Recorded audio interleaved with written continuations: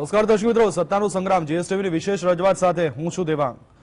દર્શક મિત્રો, આજે સવારથી જીએસટીવી પળે પળની અપડેટ આપના સુધી પહોંચાડતું રહ્યું છે. આજે ગુજરાતમાં પ્રથમ તબક્કાની 89 બેઠકો પર મતદાન યોજાયું અને આ મતદાનને લઈને આજે સવારથી જીએસટીવી પળે પળની અપડેટ, પળે પળની ખબરો આપના સુધી પહોંચાડી છે. આખરે 5 વાગે મતદાન પૂરું થયું.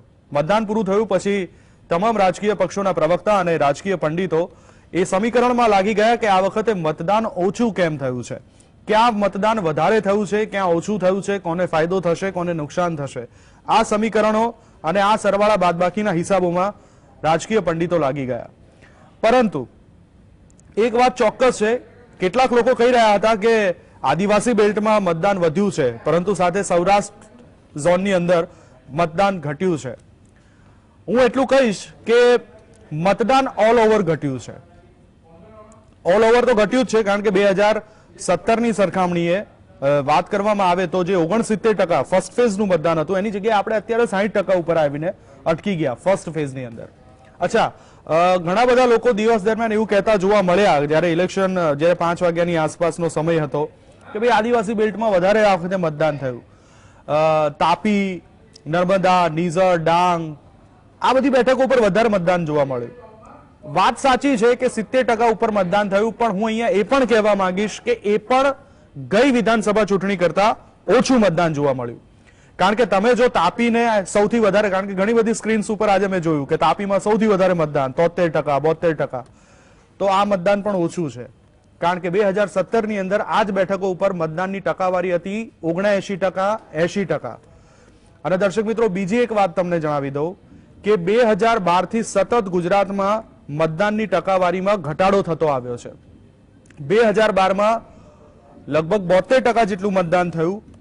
એના પછી 2017ની અંદર 68% મતદાન ફર્સ્ટ ફેઝનું, અને આજે 2022ની અંદર ફર્સ્ટ ફેઝનું 60%ની આસપાસ મતદાન થયું.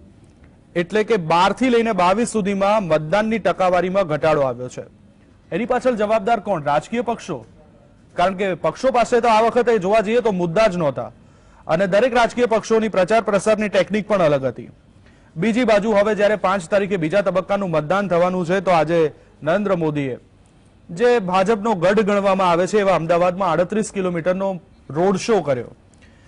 આમ તો અમદાવાદમાં સૌથી મોટી રથયાત્રા 22 કિલોમીટરની હોય છે, પરંતુ આજે નરેન્દ્ર મોદીએ 38 કિલોમીટરનો રોડ શો કર્યો અને લગભગ અમદાવાદની મોટાભાગની સીટો પણ એમાં કવર થઈ ગઈ. ત્યારે આ જ વિષય ઉપર આજે આપણે ચર્ચા કરવી છે કે આ સત્તાના સંગ્રામની અંદર કયા સમીકરણો, કયા સોગઠા ક્યાં ગોઠવાયા, દિવસ દરમિયાન ક્યાં કેવું રહ્યું અને ફર્સ્ટ ફેઝનું ઇલેક્શન કોને ફાયદો, કોને નુકસાન કરાવી શકે અને કદાચ શું દર્શાવી શકે, એ જ વિશે ચર્ચા કરવા મારી સાથે સ્ટુડિયોમાં હાજર છે મારા સહયોગી અને વરિષ્ઠ પત્રકાર લલિતભાઈ ખંભાયતા. સાથે જ ટેકનોલોજીના માધ્યમથી મારી સાથે જોડાયા છે દિનેશભાઈ વોરા, જેઓ જાણીતા રાજકીય વિશ્લેષક છે, અને ડોક્ટર નિકુલ પટેલ, કોંગ્રેસ પ્રવક્તા તરીકે આપણી સાથે જોડાયા છે. થોડી વારમાં જગદીશભાઈ પટેલ પણ ભારતીય જનતા પાર્ટીના પ્રવક્તા તરીકે સુરતથી આપણી સાથે જોડાશે. શરૂઆત દિનેશજી આપનેથી જ કરું છું. दिनेश जी, फर्स्ट फेज का इलेक्शन आज खत्म हुआ, आज मतदान खत्म हुआ गुजरात के अंदर 60% के आसपास वोटिंग रहा. लेकिन 2012 से, जैसे ही मैंने अपने प्रस्तावना में कहा कि 2012 से फर्स्ट फेज के अंदर गुजरात में वोटिंग की परसेंटेज घट रही है. इस बार राजकीय पक्षों के पास कोई मुद्दे नहीं थे. अगर बात की जाए भारतीय जनता पार्टी की, तो भारतीय जनता पार्टी ने कारपेट बॉम्बिंग की, लेकिन मुद्दे उनके पास नेशनलाइज थे. शायद उनके प्रवक्ता गुजरात का अभ्यास करके नहीं आए थे. गुजरात में भी बहुत सारे मुद्दे थे, लेकिन वो यहां उठा नहीं पाए और सब स्टार प्रचारकों ने नेशनल मुद्दे ही उठाए. दूसरी बात कांग्रेस की, तो कांग्रेस ने कारपेट बॉम्बिंग तो नहीं की, उनके पास मुद्दे थे, लेकिन वो कारपेट बॉम्बिंग नहीं कर पाए, वो मुद्दे इतनी जोर शोर से उछाल नहीं पाए. शायद ये फर्स्ट फेज की बात कर रहा हूं. और आम आदमी पार्टी तो पहली बार यहां लड़ रही है. तो क्या कहोगे आज के गुजरात के इलेक्शन और उसकी परसेंटेज के बारे में? जी, आप सबको मेरा नमस्कार. गुजरात के चुनाव पर सबकी नजर है, इसमें तो कोई शक वाली बात नहीं है, महत्वपूर्ण भी है. लेकिन एक राज्य के चुनाव को इतना ज्यादा महत्वपूर्ण बना दिया जाना मैंने शायद अपने जीवन काल में कभी नहीं देखा. खासतौर से जब भी विधानसभा के चुनाव होते आए हैं, जो पहले के प्रधानमंत्री हुआ करते थे, तो विधानसभा के चुनाव में मुश्किल से कभी कभार कोई एक दो सभाएं प्रधानमंत्री की हो जाए तो हो जाए, लेकिन इस बार तो प्रधानमंत्री की सभाएं भी कारपेट बॉम्बिंग की तरह 30-40 से ज्यादा बढ़ गई। बल्कि यहां तक कहा जाने लगा कि प्रधानमंत्री जी दिल्ली में तो दिखाई नहीं देते हैं। बात सही भी है, लेकिन इस किस्म की अटेंशन, इस किस्म की इंटेंसिटी जो यहां पर पैदा की गई है, शायद ये अपने गढ़ को कहीं हाथ से निकल ना जाए उसका डर था या बेचैनी है। अगर साफ शब्दों में कहा जाए, वो बेचैनी साफ साफ झलकती है भारतीय जनता पार्टी के ना जाने कितने ही मुख्यमंत्री, केंद्रीय नेता, प्रधानमंत्री खुद अमित शाह लंबे समय से यहां पर थे, और ऊपर से एक बड़ी रहस्यमय स्थिति पैदा होती है इस इलेक्शन में, जहां पर हिमाचल के चुनाव में रुझान बिल्कुल क्लियर होते हुए नजर आ रहे थे। मैं उसके बारे में बात नहीं करूंगा फिलहाल अभी, लेकिन वहां रुझान क्लियर थे, लेकिन यहां पर स्थिति बहुत रहस्यमय बनी हुई है। मैंने कभी भी गुजरात के चुनाव में इस किस्म के मतदाता को जो उसके संकेत मिल रहे हैं, वो इस किस्म के संकेत है कि कोई संकेत ही नहीं है। मैं आपको बताऊं, ये मुझे भी एक रहस्य लगा कि गुजरात के मतदाता इस बार कोई भी इंडिकेशन नहीं दे रहे कि वो क्या करने जा रहे हैं। कुछ लोग जो मतदान करके बाहर निकले वो कहते हैं कि सड़कों की हालत देखिए, पढ़ाई की हालत देखिए, स्वास्थ्य की हालत देखिए। कुछ कहते हैं नहीं तो हम तो बहुत जो मजबूत व्यक्ति है उसी को हम वोट देने आए हैं जो देश का भला कर सकता है। तो चीजें उतनी यहां पर अच्छी है नहीं।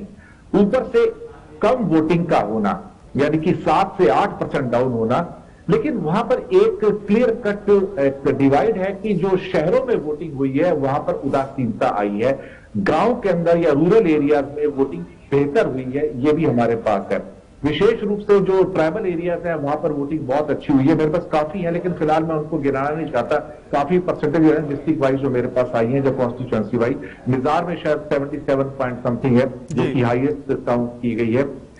एक बात इस चरण के अंदर जो साउथ गुजरात में है और सौराष्ट्र में है कि 14,000 से ज्यादा यहां पर मतदान केंद्र थे, जिसमें 3,300 जो थे आपके वो शहरों में थे और करीब 11,000 गांव में थे।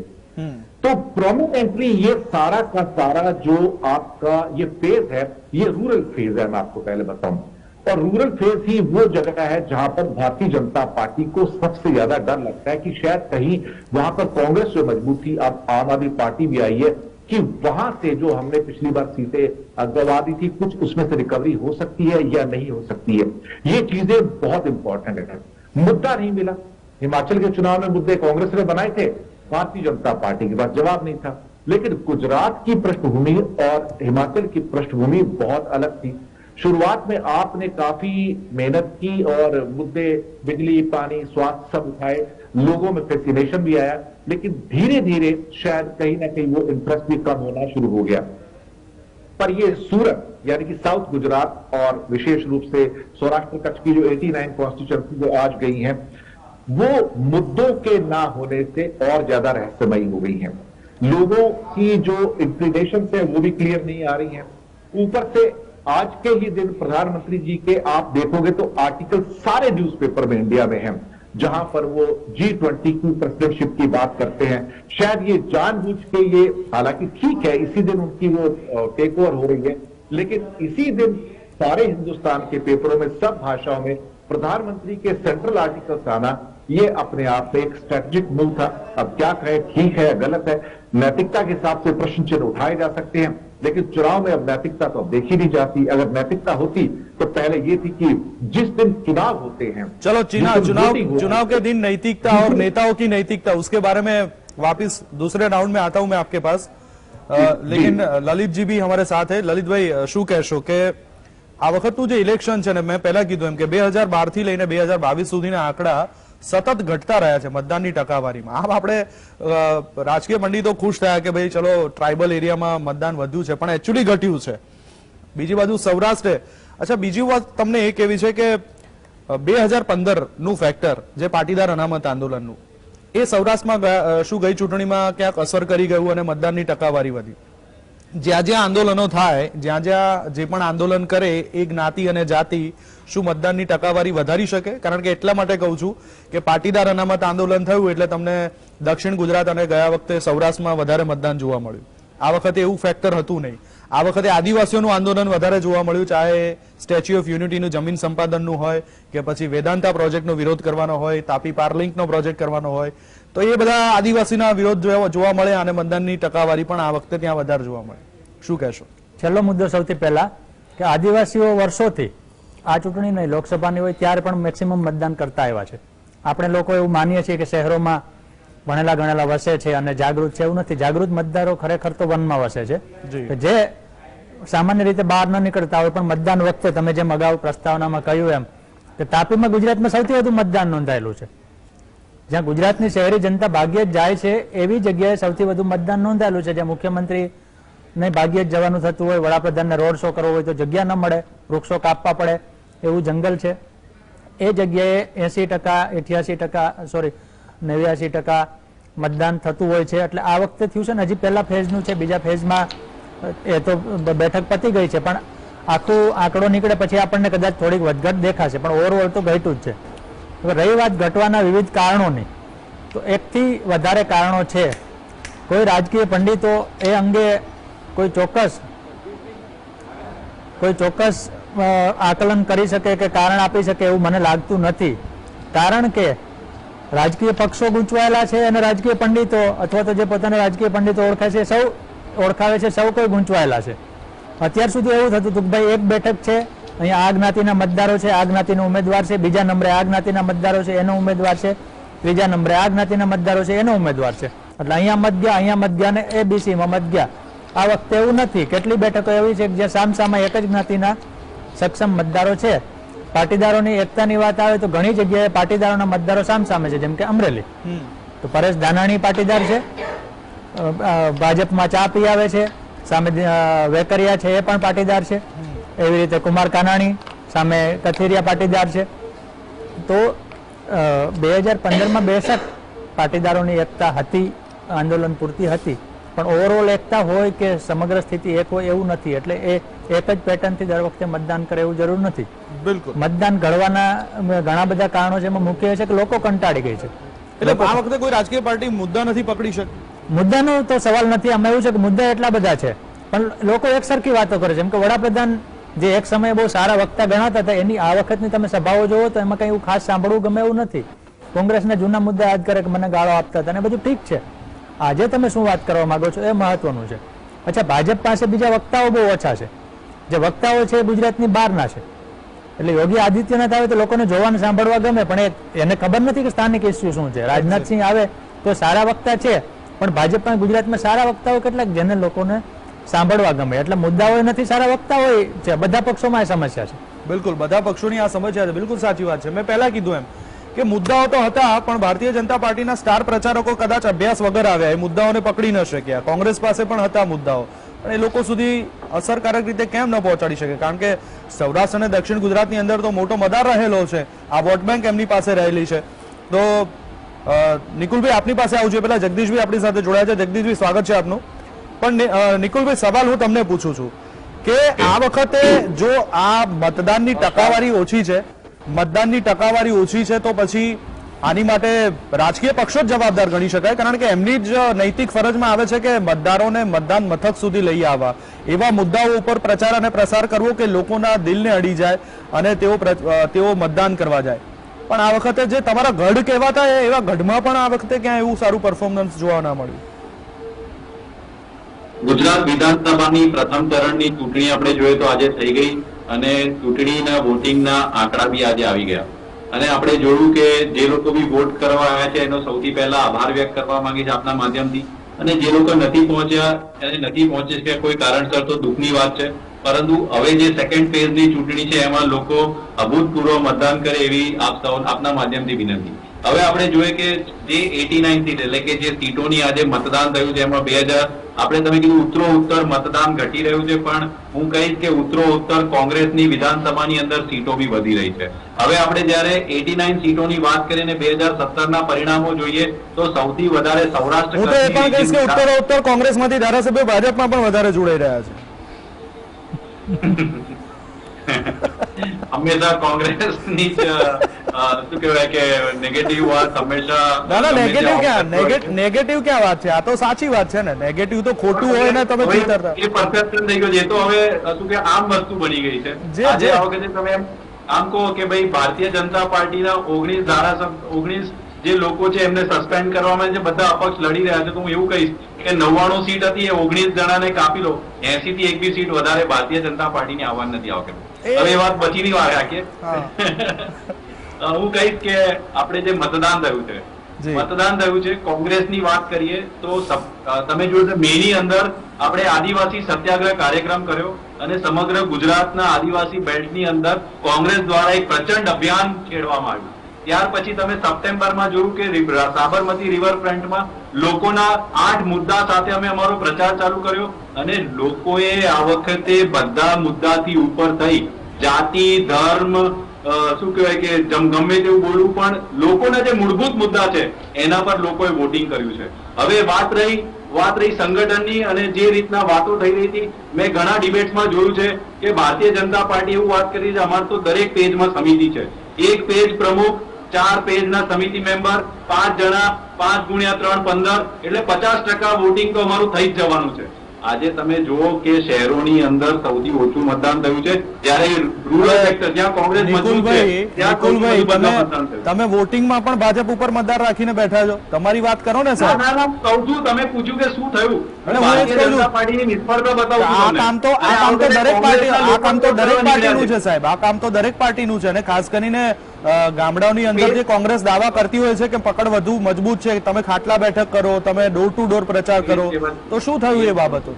એ જ કહેવા જઈ રહ્યો છું કે અમે અમારો જે મૂળભૂત પ્રચાર કર્યો છે, લોકોના મુદ્દા સાથે પ્રચાર કર્યો છે, એટલે જે વોટિંગ નીકળ્યું છે ટર્નઆઉટ, એ કોંગ્રેસ સમર્થિત અને કોંગ્રેસના જે અમારા કાર્યકરોએ બૂથે બૂથે ફરીને જે લોકોને પ્રચાર કર્યો છે, જે સરકારના અવિશ્વાસની સામે આ મતદાન થયું છે. અને ભારતીય જનતા પાર્ટી એવું કહેતી હતી કે અમારે તો દરેક પેજમાં પેજ સમિતિઓ છે, એમના શું કે પ્રદેશ પ્રમુખ એવા કહેતા હતા કે અમારે તો એક પેજમાં 30 લોકો હોય ને 15 જણા તો અમારા વોટ નાખી જ દેવાના છે. ક્યાં ગયા બધા? એ બધા કોઈ વોટ કરવા નથી નીકળ્યા, કારણ કે એ લોકો જયારે લોકો પાસે ગયા તો લોકોએ એમને પૂછ્યું કે મોંઘવારીનું શું, લોકોએ એમને પૂછ્યું કે શિક્ષણનું શું, લોકોએ એમને પૂછ્યું આરોગ્યનું શું, એટલે એ બધા ભલે ગયા પણ કોઈ એમની વાત માનીને બૂથ સુધી આવ્યા નથી. જે લોકો આવ્યા છે કોંગ્રેસને સમર્થનમાં લોકો આવ્યા છે અને 89 સીટમાં હું તમને અત્યારના વોટિંગ પેટર્ન થી કહી દઉં, લાસ્ટ ટાઈમ નિકુલભાઈ, નિકુલભાઈ, એક વસ્તુ છે, આ જ વસ્તુ જો હું કદાચ જગદીશભાઈને પૂછીશ તો જગદીશભાઈ એમ કહેશે કે આજે થયું છે અમારા મતદારો, એટલે આની ઉપર ચર્ચા કરવી આપણે છે ને આપણે હેલ્ધી આ પરસેપ્શન બાંધવાની કોઈ જે વસ્તુ છે એમાં બિલકુલ માનવું જોઈએ રાજકીય પક્ષે. મને તો એ નવાઈ લાગે છે કે માનવા કેમ તૈયાર નથી. કોંગ્રેસના વિરોધમાં પરસેપ્શન હંમેશા બધા બનાવતા હોય છે, બનાવવાનું બંધ કરવું જોઈએ, હું એમ કહું છું. ના, પરસેપ્શન બનાવવાનો કોઈ સવાલ નથી સાહેબ, કારણ કે આમાં રાજકીય પક્ષોની જવાબદારી, મતદાન ઘટવું એ રાજકીય પક્ષોની જવાબદારી છે કે કેમ ઘટી રહ્યું છે. ધેટ મીન્સ કે પ્રજાને રાજકારણીઓ ઉપર કે રાજકીય પક્ષો ઉપર ભરોસો નથી રહ્યો, નથી એ કોઈ મુદ્દો પકડી શકતા. સારું, કઈ નહીં, આપણે ના નિકુલભાઈ, આ કોઈ પરસેપ્શન ની વાત નથી સાહેબ. તમે એમ કહો છો કે આ જેટલું થયું છે એટલું કોંગ્રેસના કારણે થયું છે, તો આ જ વસ્તુ જગદીશભાઈને પૂછી તો જગદીશભાઈ એમ કહેશે કે આ જ વસ્તુ ભાજપના કારણે થઈ, તો આ કોઈ હેલ્ધી વાત ના થઈ. ઓલ ઓવર વસ્તુ ઓછી થઈ કે હંમેશા કોંગ્રેસ માટે ખરાબ પરસેપ્શન બનાવીને એને દરેક જગ્યાએ ગાળો દેવાનું એ બી હેલ્ધી ડિસ્કશન નથી. તમે જુઓ ભારતીય જનતા પાર્ટીના હંમેશા કોંગ્રેસને ખરાબ બતાવવાની વાત થઈ, લોકોના મુદ્દા નતા પ્રચારમાં, એ આપી સ્વીકારો છો, અને અમે ખાટલા બેઠકો કરીને લોકોના મુદ્દાની વાત કરી છે, એટલે અમે વિશ્વાસ સાથે કહી શકીએ છીએ કે આ વખતે લોકો કોંગ્રેસ જોડે છે અને લોકોની સરકાર બનવા જઈ રહી છે. ચલો બિલકુલ જગદીશભાઈ, હું આપની પાસે આ જ મુદ્દાને લઈને આવું છું કે ઓછું વોટિંગ થયું છે એની પાછળ, કારણ કે જોવામાં આવે તો ભારતીય જનતા પાર્ટીના પ્રદેશ અધ્યક્ષ એ જ્યાંથી આવે છે, હર્ષ સંઘવી ગૃહમંત્રી એ જ્યાંથી આવે છે, એમના જિલ્લા અને એમના પ્રદેશમાં પણ ટકાવારી 2017ની સરખામણી ઓછી જોવા મળી છે. શું કહેવું છે આપનું?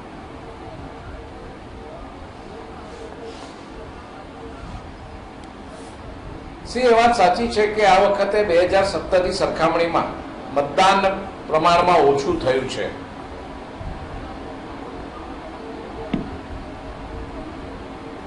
પણ ઓછું થવાના કારણોમાં બે ત્રણ કારણો સીધા ધ્યાન ઉપર આવે છે. પહેલું તો એક છે કે આ વખતે બિલકુલ એન્ટી ઇન્કમ્બન્સી ન હોવાના કારણે લોકોએ કોઈ પણ પરિવર્તનની કે એવી વિપક્ષોની પ્રતિપક્ષોની કોઈ પણ વાતને ધ્યાન પર નથી લીધી. અને એક જ વાત છે કે આ જે સરકાર વર્તમાન જે કામ કરે છે એ સરકાર આપણે રિપીટ કરવાની છે, એટલે નિશ્ચિતપણે એ રીતે ઇન્કમ્બન્સી ના હોય, એન્ટી ઇન્કમ્બન્સીની કોઈ અસર ન હોવાના કારણે સ્ટાર પ્રચારકોનું આ કાર્પેટ બોમ્બિંગ શું કરવા સર શરૂ એમને કર્યું? પેલા બોલવું હોય તો બોલી લેવા દો એટલે વાત પૂરી થાય. એ અમારી સ્ટ્રેટેજિકલ મૂવ છે, આપને પણ કરવું જોઈએ. સ્ટાર પ્રચારક હોવા જરૂરી છે. એના માટે આપના સ્ટાર પ્રચારક બહાર ફરતા હોય એનો મતલબ એવો નથી કે અમારે પણ એ ન કરવું જોઈએ. મારી વાત આટલી છે કે સૌથી પહેલા એ છે કે પરિવર્તનને આટે જે કઈ મુદ્દા પ્રતિપક્ષો ચલાવતા હતા એના ઉપર બિલકુલ પ્રજાએ ધ્યાન નથી આપ્યું. એટલા માટે આ ચૂંટણીમાં થોડું મતદારો નિરસ રહ્યા છે. જો કોઈ એન્ટી ઇન્કમ્બન્સી હોય તો એને ખૂબ ઉછળીને આ લોકો મોટા પાયે મતદાન કરવા માટે બહાર આવે એવા અસંખ્ય દાખલા ભારતીય રાજકીય ચૂંટણીના ઇતિહાસમાં જોવા મળ્યા છે. આ વખતે નિશ્ચિતપણે પ્રજાએ એમને જ ફરી શાસન સોંપવાનું નક્કી કર્યું હોય કે જેઓ અત્યાર સુધી શાસન કરતા આવ્યા છે, એટલે સ્વાભાવિકપણે એમણે ચૂંટણીમાં જે છે એટલો રસ એ 8 તારીખ ઉપર છોડીએ ને પ્રજા કોને મેન્ડેટ આપે છે હોય એ રીતનું વલણ દાખવ્યું છે. પણ તમારા સ્ટાર પ્રચારકો લેસન કર્યા વગર આયા હોય એવું લાગ્યું, કારણ કે તમે કીધું કે અમારી સ્ટ્રેટેજી છે, તો સ્ટાર પ્રચારકો નેશનલ મુદ્દા કેમ પકડ્યા? સ્થાનિક મુદ્દા ઘણા બધા હતા જેની ઉપર આપણે લોકો સુધી પહોંચી શકતા હતા.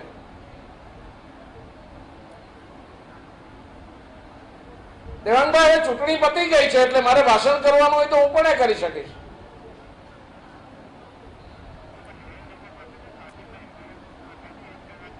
મારે એટલું કહેવાનું છે કે દર વખતે આ જ પ્રકારની ડિબેટ હોય અને કાઉન્ટિંગના બપોર સુધી આ જ પ્રકારની વાત એમના પક્ષના પ્રતિનિધિઓ કરતા હોય છે, પણ જેવું કાઉન્ટિંગ પતે ને રિઝલ્ટ આવે એટલે તમામ બાજુ કડકડભૂસ થઈ જાય છે.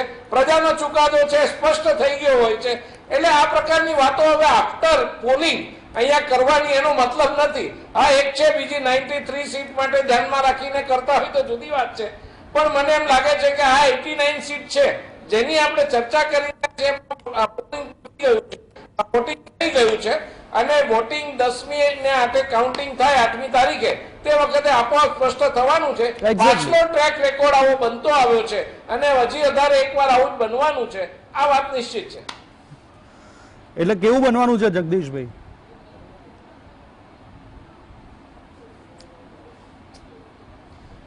ફરી એક વખત with very comfortable majority Bharatiya Janata party છે એ શાસન સંભાળવાની છે. બિલકુલ. બ્રેક બાદ ફરી એકવાર આપનું સ્વાગત છે. સત્તાના સંગ્રામમાં આજે દિવસભર 89 બેઠકો ઉપર જે પ્રથમ તબક્કાનું મતદાન થયું તેના વિશે વાતો કરી રહ્યા છે અને તેના વિશેની પળેપળની અપડેટ અમે આજ દિવસભર આપ સુધી પહોંચાડી છે.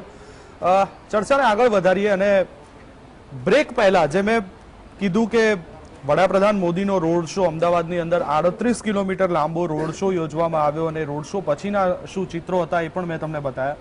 મારે આજ વિશે થોડી વધુ વિગતે વાત કરવી છે. દિનેશજી, अहमदाबाद कहा जाए तो भारतीय जनता पार्टी का गढ़ है, कुछ 4-5 सीटों को छोड़ दे तो, और वड़ा प्रधान नरेंद्र मोदी का 38 किलोमीटर लंबा रोड शो आज उन्होंने यहाँ आयोजित किया. उसके पीछे की स्ट्रेटेजी क्या देख रहे हो आप? दरअसल क्या है, कहीं पे निगाहें कहीं पे निशाना. दरअसल चुनाव हो रहे थे, थोड़ा उनको प्रभावित करना था, कुछ बीच में वक्तव्य देने थे तो थोड़ा प्रभावित करना था, लेकिन अपने गढ़ के अंदर जहां पर उन्हें कोई डर ही नहीं था, जहां सामने कोई बहुत सशक्त अपोजिशन नहीं है, वहां पर इस टाइप का रोड शो निकालना, एक भव्य यात्रा निकालना काफी आश्चर्य में डालता है.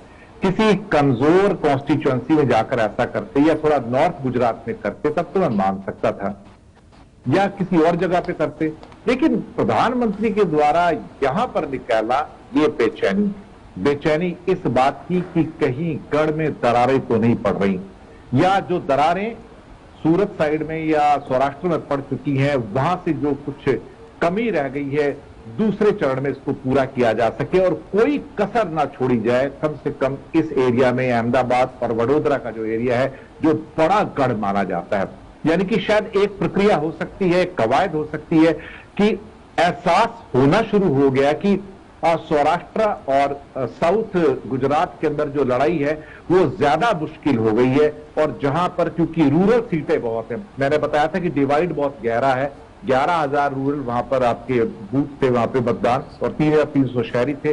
तो शायद दिमाग में ये चल रहा हो कि कुछ बड़े लॉसेस वहां पर हो सकते हैं, क्योंकि पिछली बार भी सूरत ने इनको मैक्सिमम सीटें दिलवाई थी तो ये वहां पर 99 तक पहुंच गए थे। अगर सूरत में कोई झटका लगता तो वहां भी भारतीय जनता पार्टी को मेजोरिटी नहीं मिलती थी। अब शायद भारतीय जनता पार्टी उस चांस को नहीं लेना चाहती है और अपने गढ़ में जो 4-5 सीटें भी गई हैं उनको भी शायद सुरक्षित कर लेना चाहती है। कभी कभी होता है कि एहसास होता है कि लड़ाई जब बहुत कांटे की है, बहुत नजदीक की है, तो वहां पे हर सीट जो होती है, भले ही वो आपका गढ़ हो, वहां पर एक माइंडसेट बनाने की बात होती है, इंप्रेशन बनाने की बात होती है। प्रधानमंत्री नैरेटिव सेट करते हैं और मुझे लगता है कि भारत में मुझे प्रशंसा करनी पड़ेगी कि उनसे बेहतरीन नैरेटिव सेट कोई नहीं कर पाता है। लेकिन इस बार प्रधानमंत्री के साथ कमजोरी ये रही कि कांग्रेस की ओर से या विरोधी पक्षों की ओर से वो कुछ तीखे बाण नहीं मिल पाए जिनको वो एनकैश कर सकते। तो फिर उन्होंने अपने आप ही पुराने अपने बाण निकाले, जो मैं उन शब्दों को दोहराना नहीं चाहूंगा, यहां पर रेस्पॉन्सिबल चैनल है ये, लेकिन प्रधानमंत्री ने अपने पुराने जो वक्तव्य थे वो निकाले, अपने पुराने कुछ शब्द निकाले, लोगों को प्रभावित करने की कोशिश की। और कुछ बड़े नेताओं ने ये कहने की कोशिश की कि मोदी जी का अपमान गुजरात नहीं सहेगा। एक इमोशनल अपील है, इमोशनल कनेक्ट करने की कोशिश है कि जहां पर हिंदू मुस्लिम भी शायद इस पर कामयाब नहीं हुआ, मंदिर मस्जिद कामयाब नहीं हुआ, योगी के द्वारा आना भी वो भी कामयाब नहीं हुआ, और योगी जी ने भी जो शब्द कहे वो अच्छे शब्द नहीं थे। एक मुख्यमंत्री से हम इस भाषा का उपयोग एक्सपेक्ट नहीं करते हैं। प्रधानमंत्री स्वयं भी कुछ ऐसे शब्द बोल जाते हैं जो जिसको मैं संसदीय नहीं कहूंगा, क्योंकि हम उम्मीद करते हैं कि भारत के जो बड़ा प्रधान है, जो प्रधानमंत्री नहीं दिनेश जी, वो कहीं पे निगाह है कहीं पे निशाना वाली बात क्या थी आज के रोड शो के बारे में आप बोल रहे थे? देखिए, एक तो जो वोटिंग चल रही थी वहां प्रभावित करने की बात थी, क्योंकि आजकल सोशल मीडिया के काल में पल पल की खबर हर जगह पहुंच जाती है। तो कहीं ना कहीं एक संदेश देने की बात थी कि मैं अभी हूं और मुझे भूलना मत, मेरा चेहरा याद रखो जब आप मतदान केंद्र में जा रहे हो। दूसरा 5 तारीख का, वो भी कोई बहुत दूर नहीं, 3 तारीख को प्रचार खत्म हो जाएगा, 2 दिन बाकी बचे हैं। तो वहां भी एक मैसेज देने की कोशिश की है कि अहमदाबाद और वडोदरा के अंदर कोई भी ऐसी सीट ना बचे जिसको हम ना लें, और जो पिछली बार 4-5 सीटें गवा दी थी इस बार उनको भी ले लो, ताकि शायद एक संभावना है जो लॉसेस सौराष्ट्र से या साउथ गुजरात से होने वाले हैं या हो सकते हैं उनको यहां कॉम्पनसेट किया जाए। ये संदेश भी है कि लगे रहो और आप हार मत मानना। शायद ये उनकी क्या कहते हैं कि लड़ाई है टिल द लास्ट, बिल्कुल क्या कहते हैं, यही चीज ऐसी जिससे शायद विरोधी पक्ष को भी सीखना चाहिए कि चाहे रिजल्ट कुछ भी आए लेकिन मोदी जी लगे रहते हैं। लेकिन दुख सिर्फ एक बात का है कि उन्होंने भारत को छोड़कर सारा समय पिछले 2 महीने गुजरात पे लगाया। गुजरात हमें प्रिय है, बहुत प्रिय है, गुजरात वासी हमारे भाई बहन है, लेकिन भारत के बाकी राज्य भी हैं। प्रधानमंत्री जी वहां भी थोड़ा ध्यान देना चाहिए था आपको, ये आपने नहीं दिया, क्योंकि बाकी भारत के राज्यों को भी आपके निर्णयों की जरूरत है। दिवान जी, एक बहुत मतलब कहा जाए तो गंभीर चर्चा हो रही है, और शायद आपके पहले वक्तव्य में आपने बोला ऐसा कि गुजरात को राजकीय दृष्टि से इतना महत्व क्यों दिया जा रहा है। तो मैं एक थोड़ी सच्ची लेकिन मजाकिया रूप से बात ये कहना चाहता हूं कि गुजरात को इसलिए राजकीय महत्व दिया जाता है क्योंकि देश के अंदर गुलामी गुजरात के रास्ते से आई थी, देश को आजादी भी गुजरात के रास्ते से ही मिली थी, और देश के टुकड़े भी गुजरात के रास्ते से ही हुए थे, इसीलिए गुजरात का राजकीय महत्व ज्यादा है।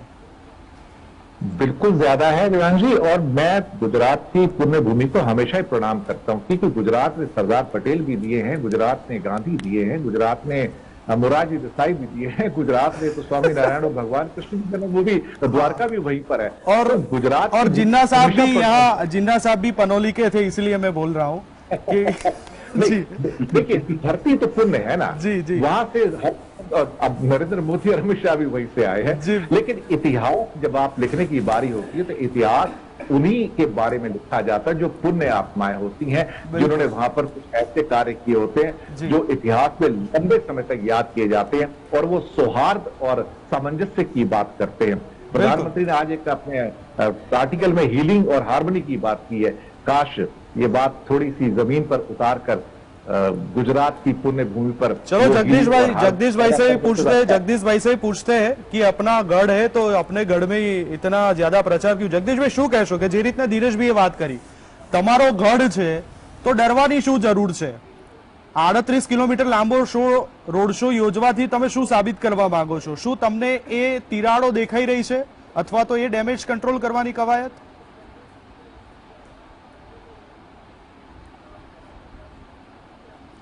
નહીં, ડેમેજ કંટ્રોલનો પ્રશ્ન નથી, પણ કોઈ ચૂંટાયેલા પ્રતિનિધિ, એનો પક્ષના કોઈ આગેવાન કે એના સર્વોચ્ચ આગેવાન કદાચ વારંવાર ત્યાં જાય તો આના માટે આવા સવાલ કરે કે એની શું જરૂર છે જવાની, અને ન જાય તો એવા પ્રશ્ન પૂછે કે કેમ દેખાયા નથી. હું પણ પ્રશ્ન પૂછી શકું કે ભાઈ તમારે ત્યાં પ્રચાર માટે તમારા સર્વોચ્ચ વડા કેમ નથી આવી શકતા? ભાઈ, આ ભારતીય જનતા પાર્ટીની સ્ટ્રેટેજી છે, અને પહેલી વાર નહીં, દર વખતે ભારતીય જનતા પાર્ટી ચૂંટણીમાં પૂરી ગંભીરતા, પૂરી નિષ્ઠા સાથે ઝુકાવતી હોય છે, અને આ વખતે પણ એ થયું છે.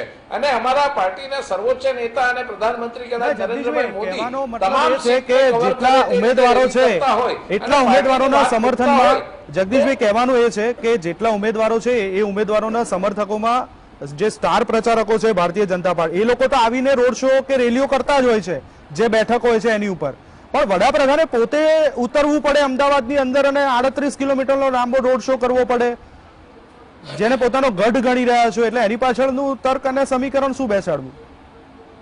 ઉતરવું પડે નહીં, નહીં, બિલકુલ એમાં બીજું નથી. ઉતરવું પડે શબ્દ બરાબર નથી. ઉતરે છે તો એમાં ગેરવાજબી શું છે? પોતાના પક્ષના ઉમેદવારો છે અને એને જીતાડવા માટે પક્ષના કોઈ મોભી કદાચ ચૂંટણી પ્રચાર કરવા માટે ઉતરે તો એમાં કઈ ગેરવાજબી નથી. ઉલટું ન ઉતરે તો ગેરવાજબી છે કે આ ભાઈ આખી પાર્ટી લડી રહી છે રાજ્યમાં, આટલા ઉમેદવારો લડે છે, ને એના મોભી કોઈ બીજા રાજ્યમાં બીજા કાર્યક્રમમાં સતત વ્યસ્ત રહેવાના બાને નથી આવતા. આ ઇસ્યુ છે. બીજું, અમે ભારતીય જનતા પાર્ટીની વાત છે ઘરે ઘરે પહોંચાડવા માટે જ્યારે અવેલેબલ હોય ત્યારે બેસ્ટ અવેલેબલ જે આગેવાન હોય એના માટે એને નિમંત્રણ આપીને કદાચ અહીંયા લાવતા હોય તો મને એવું લાગે છે કે ગુજરાતની પ્રજાના જે કંઈ પણ વાત પહોંચાડવાના પ્રયાસો છે એ શ્રેષ્ઠતમ કરીએ છે. આ માત્ર 2022ની ગુજરાત તમે માનો છો કે વડાપ્રધાન ના ઉતર્યા હોત તો લોકો સુધી તમે મુદ્દા ન પહોંચાડી શક્યા હોત? સ્થાનિક નેતાઓમાં એવી એબિલિટી નથી કે લોકો સુધી એ મુદ્દા પહોંચાડી શકાય? નહીં, બિલકુલ નહીં, બિલકુલ નથી. પણ એના કરતા સારું હોય ત્યાં સુધી વધારે ને વધારે શ્રેષ્ઠ આપવામાં વાંધો શું હોય છે? બિલકુલ કોઈ વાંધો ના હોઈ શકે. લલિતભાઈ, આ જ સવાલ હું આપને પૂછું છું. જિલ્લા પંચાયતની ચૂંટણી હોય તો વડાપ્રધાન નરેન્દ્ર મોદીના ફેસ ઉપર ભારતીય જનતા પાર્ટી, નગરપાલિકાની ચૂંટણી હોય તો નરેન્દ્ર મોદી, કોર્પોરેશનની ચૂંટણી હોય નરેન્દ્ર મોદી, વિધાનસભાની હોય નરેન્દ્ર મોદી, એટલે એક ફેસ છે. એટલે અને આજે જે આ રોડ શો કર્યો એની પાછળનું સમીકરણ આપનું શું બેસે છે? વડાપ્રધાન નરેન્દ્ર મોદી ગુજરાતમાંથી છે એટલે આપણે એને થોડાક વડાપ્રધાન હોવાની પહેલાથી જાણીએ છીએ, એટલે એ ખબર છે કે એ સ્વપ્રસિદ્ધિને વધારે પ્રેમ કરે છે. અને ખાસ તો આપણે ઘણા વિડીયોમાં જોયું છે કે બીજો ફોટોગ્રાફર હોય કે વચ્ચે કોઈ આવતું હોય તો એને હટાવી અને પોતે જ આવે એવો એનો પ્રયાસ હોય છે. ત્યાં સુધી બરાબર છે કે તમે તમારું કદ મોટું કરવાના પ્રયાસ કરો, એ બરાબર છે. જગદીશભાઈએ કીધું કે અમારી પાસે શ્રેષ્ઠ છે તો અમે પછી એમ કે 5 સ્ટાર છે તો અમે 4 સ્ટાર શા માટે આપીએ? તો એ વાત પણ સાચી છે. નિકુલભાઈ એવું કહે છે કે બધા એમ કહે છે કે ભાઈ કોંગ્રેસને તો આમ છે માની જ લે, તો આપણે એવીને શુભેચ્છા આપી દઈએ કે તમારી સરકાર બને અને 10 તારીખે કે 15 તારીખે જ્યારે શપથ લેવો હોય ત્યારે લઈ લ્યો. પણ આમાં સામાન્ય લોકોની પ્રશ્નો નથી વિચારાતા. વડાપ્રધાને 38 કિલોમીટર લાંબો રોડ શો કરવાની કોઈ જરૂર નથી. સામાન્ય બુદ્ધિ વડાપ્રધાન વાપરે કે ભાજપના નેતાઓ વાપરે તો સમજે કે એનાથી કેટલા બધા લોકોને તકલીફ છે, કેટલી બધી એમ્બ્યુલન્સો અત્યારે શહેરમાં ફસાણી છે. હા, હવે આપણે એવું નથી કહેતા કે વડાપ્રધાન લોકો વચ્ચે ન જાય, લોકો વચ્ચે જાય, પણ બીજો કોઈ એવો રસ્તો શોધે કે જેથી છે અમદાવાદના અનેક ટ્રાફિક વાળા રસ્તા, એક તો અમદાવાદના સંચાલકો ટ્રાફિકનું મેનેજમેન્ટ કરી નથી શકતા, એમાં વડાપ્રધાન આવે એટલે એની સુરક્ષાના પ્રોટોકોલ બધા જાળવવા પડે. જો નરેન્દ્ર મોદીને ખબર પડે કે આવું બધી ડખો થાય છે તો એ કદાચ અટકાવે. આગેવાનો એના સુધી કેટલે પહોંચાડતા હોય, અમદાવાદ પોલીસની વાત એના સુધી કેટલી પહોંચતી હોય આપણે જાણતા નથી, પણ હકીકત એ છે કે આ પ્રકારનો રોડ શો કરે ત્યારે લોકોને મુશ્કેલી થાય. અને હાલાકી, ચલો આ લોકોનો પ્રશ્ન હાલાકી છે. હવે રાજકીય દ્રષ્ટિએ લલિતભાઈ જોવા જઈએ તો અમદાવાદની જેટલી બેઠકો છે ને એમના ઉમેદવારના સમર્થનમાં ભારતીય સ્ટાર પ્રચારકો આવે જ છે, એવું નથી કે નથી આવતા. નીતિન ગડકરીજી આવે છે, રૂપાલાજી આવીને ગયા, જેપી નડ્ડાજી આવીને રેલીઓ કરે છે. એટલે પછી તમારે વડાપ્રધાનનો પણ રોડ શો એક્સ્ટ્રા કરો. અમિતભાઈ આવે છે, અમિત શાહ પણ આવીને એમની બેઠકો ઉપર ક્યાંક પ્રચાર કરે. લોકોની હાલાકી વાળો છે. મેં એક મુદ્દો ઉમેરી દઉં. અગાઉ એક કોંગ્રેસના પ્રવક્તા એક ડિબેટમાં એવું કહ્યું હતું કે અમે તો એમ કે ધરણા કરીએ છીએ અને આ તેમ. તો તમે ધરણા કરીને મુશ્કેલી વધારો છો. ધરણા ઉકેલ નથી, રોડ શો ઉકેલ નથી, ભીડ ભેગી કરવી ઉકેલ નથી. પહેલી વાત તો એ છે કે જે સરકારે બરાબર કામ કર્યું છે એ ગમે એની હોય, ભાજપની, કોંગ્રેસની કે બીજા કોઈ રાજ્યમાં બીજી કોઈ પાર્ટીની હોય, તો એને 5 વર્ષ પછી એટલો બધો તાયફો ન કરવો પડે. બરાબર છે. તો વડાપ્રધાનને ફરવું પડે બતાવે છે કે માત્ર લોકસંપર્કની વાત નથી, માત્ર ઉમેદવારોને પ્રોત્સાહિત કરવાની વાત નથી. આ સારી વાત છે કે ભાઈ તમે પક્ષના મોભી છો અને જે અહીંયા કેટલાક પહેલી વાર ઉભા રહીએ છે, કેટલાક નવા છે, તો એમને પ્રોત્સાહન કરવા વડાપ્રધાન આવે. પણ આટલી બધી વાર આવે અને આટલું બધું લાંબુ ફરે, બપોરે કલોલમાં હોય ને સાંજે અહીંયા હોય ને રાતે ક્યાંક ત્રીજે જાય, આટલી બધી પુષ્પમાળાઓ પહેરાય, તો એ બતાવે છે કે એમને એવું લાગે છે, ભલે રાજકીય વિશ્લેષકોને લાગતું હોય, બીજા પક્ષોને લાગતું હોય, પણ એમને એવું લાગે છે કે જરાય કાચું કપાશે તો તકલીફ થશે. પણ લલિતભાઈ એક વસ્તુ છે ને કે ચલો એક પક્ષ તો પ્રચાર કરી રહ્યો છે, બીજો પક્ષ દેખાઈ પણ ક્યાં રહ્યો છે, લોકો સાથે સંપર્ક તો કરી રહ્યો છે, પ્રજાને ક્યાંક રીઝવવાના પ્રયત્નો તો થઈ રહ્યા છે. કારણ કે આજના આંકડા જોતા તો એવું લાગે છે કે હવે આવનાર 5-10 વર્ષની અંદર 50% નીચે મતદાન આવી જવાનું, જો આજ રેશિયો રહ્યો તો. કોઈ એક ચૂંટણીના કોઈ આંકડાથી આપણે એવી ધારણા ન બાંધી શકીએ કે કોઈ એક પક્ષને નુકસાન થશે કે કોઈ એક પક્ષને ફાયદો થશે. બીજું કે કોઈ પક્ષ ક્યારેય ખતમ નથી થતો હોતો. થોડી વાર કોલ્ડમાં મુકાઈ જાય, વળી પાછો ફરીથી આગળ આવે. નહીતર તો એક સમય એવો હતો કે ભારતના કેટલા બધા રાજ્યોમાં ભાજપની સરકાર હતી, પછી ઘટી, પછી વધે. ગુજરાતમાં એવું થાય છે કે ભાજપની આવે છે, જે ભાજપના નેતાએ કીધું કે ભાઈ અમને એમ કે વિશ્વાસ છે કે અમારી જ ફરીથી બનવાની છે, એમ કે દર વખતે જ્યારે મતદાન થાય ત્યારે વિરોધ પક્ષો અને બીજા જે એમના વિરોધી હોય એવું કહે કે ભાઈ આટલું ઓછું મતદાન થયું છે તો તમારું શું કહેવાનું છે, વધારે થયું છે તો તમારા વિરુદ્ધ તો નથી ગયું ને, ઓછું ગયું તો તમારા વિરુદ્ધ તો નથી ગયું ને. પણ એમ કે આ બધી ચર્ચાઓ પરિણામના દિવસે એને નકામી સાબિત થાય છે અને પરિણામના દિવસે ફરીથી એની સરકાર બનતી હોય, પછી 99 બેઠક હોય, 127 હોય કે 92 ઉપર ગમે એટલી હોય, એનાથી એ લોકોને મતલબ નથી હોતો. એટલે જોવાનું એ છે કે પ્રચારની આ જે સિસ્ટમ છે એ આધુનિક લોકશાહીમાં બાય એન્ડ લાર્જ નિષ્ફળ જતી જાય છે. એક સમય એવો હતો કે ભાઈ ઇન્દિરા ગાંધીને જોયા હોય એવા કેટલા લોકો, તો કે ઓછા ના. પણ તો આધુનિક અત્યારના સમયમાં વાત કરવામાં આવે તો જે કોંગ્રેસે સ્ટ્રેટેજી અપનાવી છે, હું નિકુલભાઈ તમારી પાસે આવું છું લલિત, પણ નિકુલભાઈને આ સવાલ કરી લઉં. કારણ કે જે સ્ટ્રેટેજી આધુનિક યુગની અંદર જો આપણે પ્રચાર પ્રસાર કે ડોર ટુ ડોર પ્રચાર બરોબર છે, પણ રાજકીય પક્ષોએ આ વખતે સોશિયલ મીડિયાનો પણ સહારો લીધો અને સોશિયલ મીડિયા ઉપર પણ એટલું જ જોરશોરથી પ્રચાર કર્યું. પણ ખરેખર એક કોંગ્રેસના પ્રવક્તા તરીકે, કાર્યકર્તા તરીકે એક સાચો જવાબ મને આપજો નિકુલભાઈ, કે શું એ સોશિયલ મીડિયા ઉપરનો પ્રચાર એ મતદારોને આ પહેલા તબક્કાના જે આંકડા આયા એ ઉપરથી તમે કહી શકો કે એ પ્રચાર તમે મતદારોને મતદાન મથક સુધી ખેંચી લાવ્યા છો, એટલો ઇફેક્ટિવ રહ્યો છે? કોઈ બી પ્રચાર હોય, હું એક જનરલ સ્ટેટમેન્ટ આપું પછી સોશિયલ મીડિયાનું બી કહું, કોઈ બી પ્રચાર હોય એ હંમેશા મતદારને આકર્ષવાનો, એટલે કે ભાઈ તમને મતદાન મથક સુધી કેમ આપવું. કારણ કે મતદારને હંમેશા પ્રશ્ન હોય છે કે હું મત આપવા શું કરવા જવું, મને કોણ શું લાભ આપશે, કે મારા માટે કોણ કામ કરશે. કારણ કે આપણા દેશની અંદર આપણે જોઈએ કે પ્રતિનિધિત્વનો નિયમ છે. હવે જયારે સોશિયલ મીડિયા એક પ્રચારનો એક માધ્યમ છે અને સોશિયલ મીડિયા પર ડેફિનેટલી મેં જોયું છે કે સમજી લો કે સારા લોકોને ગમે છે પ્રચાર કે કોઈ સ્ટેટમેન્ટ કે કોઈ સ્પીચ, ઇવન કોઈ એવો વ્યક્તિ બી મૂકે છે તો એને શેર થતું હોય છે અને લોકો એને જોતા હોય છે. એના લીધે બી એક પરસેપ્શન કે એક વિચાર બનતો હોય છે કે નહીં આ વખતે પરિવર્તન શું કરવા, પરિવર્તન કે પુનરાવર્તન. આવા જે પ્રશ્નો છે એ મતદાર જયારે છેલ્લી 40 સેકન્ડ જયારે મતદાન મથકમાં જઈને એ જયારે મતનો બટન દબાવતો હોય છે ત્યારે એના બધા જ પેરામીટર્સ કામ કરતા હોય છે. પછી 1-to-1 મુલાકાત હોય, પછી કોઈ લીફલેટ હોય, કોઈ હોર્ડિંગ્સ હોય, કોઈ બેનર્સ હોય, સોશિયલ મીડિયા આજના જમાનામાં એટલે મહત્વનો બની ગયો છે કારણ કે દરેકના હાથમાં ટેકનોલોજીના ભાગરૂપે જે મોબાઈલ છે, જે સોશિયલ પ્લેટફોર્મ્સ છે, એ બધામાં જ પ્રચારનો એક માધ્યમ છે, એટલે એની બી અસર થાય છે એવું મારું સ્પષ્ટ કહેવું છે. બિલકુલ, એ સોશિયલ મીડિયાની અસર થાય છે અને એ અસરને કારણે પણ એ કદાચ સમજો કે આ જનરેશન જે નવી જોડાઈ છે એની કદાચ અસર થતી હોય, પણ સોશિયલ મીડિયા થકી જે પ્રસાર કરીને એ મતદારોને મતદાન મથક સુધી લાવવા એ ક્યાંક હજુ એટલું જ અઘરું અને ટાસ્ક ભર્યું લાગી રહ્યું છે નિકુલભાઈ? જ્યારે મતદાનનો દિવસ હોય એ દિવસે અલગ અલગ પ્રકારના મતદાર હોય, જે સેલ્ફ મોટિવેટેડ હોય, જેને એમ લાગે ના મારે જઈને મતદાન કરવું છે. ઘણા મતદાર એવું હોય કે ના યાર બધા જઈ રહ્યા છે તો મતદાન નાખવા જઈશ. અમુક મતદાર એવું હોય કે મારું મતદાન મથક દૂર છે, શું કરવા જવું?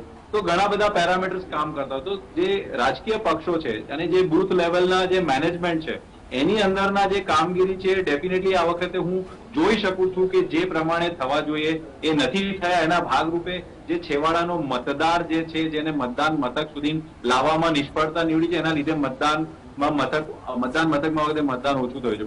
પણ નિકુલભાઈ એક સવાલ અહીંયા એડ કરી દો, છેલ્લે 2 મિનિટ બચી છે.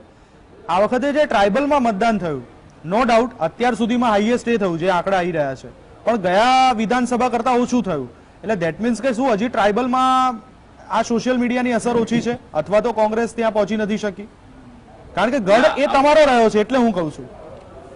હવે હું પોતે છે ને આદિવાસી સત્યાગ્રહ કાર્યક્રમનો એક ટ્રેનર હતો ને હું દરેક વિધાનસભામાં લગભગ 10 વિધાનસભામાં હું પોતે ટ્રેનિંગ આપવા ગયો હતો. એક એપ્લિકેશનના ભાગરૂપે અમે દરેક જગ્યાએ, પણ ત્યાં આદિવાસી વિસ્તારોમાં આજની તારીખે બી નેટવર્કના પ્રશ્નો છે.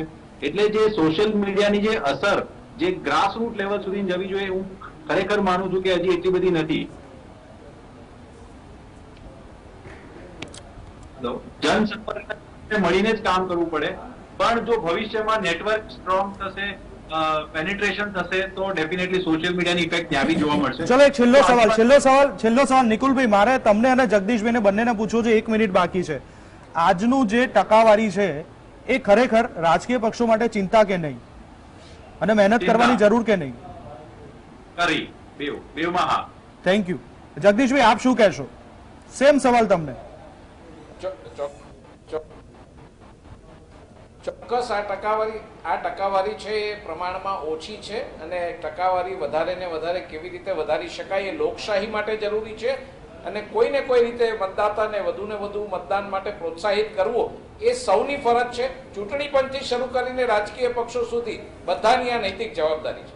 चलो दिनेश वोरा जी के हिसाब से मैं बोल दूं कि उनकी ही एक बहुत बड़ा शेर है, मैं उनको नहीं मौका दूंगा. आज मैं उनके शब्द अपने मुंह से बोलूंगा कि हर रास्ता हुक्मरानों ने बंद कर दिया है, ऊंचे स्वरों को भी अब मंद कर दिया है, पर हवाओं को भला कौन रोक पाया है, उन्होंने हौसलों को फिर बुलंद कर दिया है. आ दिनेश वोराए लखेली है. दिनेश जी आपके सामने ही पढ़ रहा हूँ, ये गुस्ताखी कर रहा हूँ, लेकिन ये आपके दिल की बात थी. લલિતભાઈ શું કહેશો કે ખરેખર મતદાન છે એની માટે જવાબદાર કોણ? લોકો જાગૃત નથી, મુદ્દાઓ નથી કે પછી રાજકીય પક્ષો? મેં કહ્યું એમ કે મુદ્દાઓ તો આપણે ચૂંટણી સમયે શોધવા જઈએ તો એવું ના હોય. અમદાવાદમાં રસ્તાઓ ખરાબ થાય તો દર વખતે હાઈકોર્ટ કહે જ છે, અમદાવાદમાં ગાયોનો પ્રશ્ન છે, મોટો છે જ, બીજા બધા મહાનગરોમાં છે જ. એટલે એ બધાને મુદ્દાઓ ગણો તો એમ કે ચૂંટણી ટાઈમે જ મુદ્દા આવે એવું નથી. પ્રશ્ન એ છે કે આમાં તમે શરૂઆતમાં કોઈ વાત કરી કે ભાઈ આ રાજકીય પક્ષોની નિષ્ફળતા છે, પણ એને થોડીક અજય ડિફાઇન કરીએ કે રાજકીય પક્ષો કરતા પણ રાજકીય પક્ષોના મોટા નેતાઓની નિષ્ફળતા, નાના કાર્યકર્તાઓ નહીં. બિલકુલ. મારા વિસ્તારનો જે ભાજપનો કે કોંગ્રેસનો કે આમ આદમીનો કે ચોથા પક્ષનો કાર્યકર્તા છે, જે મને ઓળખે છે, જેના નામે હું મત આપવા જાઉં છું, પણ એ મારું કામ એ નહીં કરાવી શકે કારણ કે મારો ધારાસભ્ય તો કોઈક બીજો છે જેને મારા વિસ્તારની પરવા હોય પણ ખરી ન પણ હોય. અચ્છા, મારા વિસ્તારનો ધારાસભ્ય છે ધારો કે કોંગ્રેસનો છે અને સત્તામાં ભાજપ છે, તો એનું કામ નથી થતું. અચ્છા, એટલે જે મોટો હાઈકમાન્ડ છે એની નિષ્ફળતા વધારે છે. હાઈકમાન્ડ છે, જવાબદારી ક્યાંક વધારે રહે. હાઈકમાન્ડ છે સ્ટેજ ઉપરથી નીચે ઉતરે. તો નિકુલભાઈ અને જગદીશભાઈ આપ બંનેને પણ હવે સેકન્ડ ફેઝ માટે ઓલ ધ બેસ્ટ, અને આશા રાખીએ અને ગુજરાતની જનતાને પણ કહીએ છે, એક નમ્ર વિનંતી છે કે લોકશાહીની અંદર આ મહાપર્વની અંદર ભાગ લેવો એ નાગરિક તરીકે આપણી પણ એક નૈતિક ફરજ છે. તમારો નેતા ચૂંટવો એ આપણી ફરજ છે અને આપણે એની માટે ટાઈમ કાઢવો જ પડે. નો ડાઉટ કે આજે ફર્સ્ટ ફેઝની અંદર જે આંકડા આવ્યા છે એ એટલા સારા આંકડા ન કહી શકાય, પરંતુ હજુ પણ બીજા ફેઝનું મતદાન બાકી છે અને એમાં પણ હવે આપણે આપણી ફરજ અદા કરીએ એવું તમામને એક જીએસટીવી ઉપરથી પણ નમ્ર વિનંતી છે. વહેલા ચર્ચામાં ભાગ લેવા માટે થઈને જગદીશભાઈ, નિકુલભાઈ, લલિતભાઈ અને દિનેશજી, આપ તમામનો આભાર. દર્શક મિત્રો, ચર્ચામાં ત્યાર બસ આટલું જ. વધુ સમાચાર અને અપડેટ માટે આપ જોતા રહો જીએસટીવી.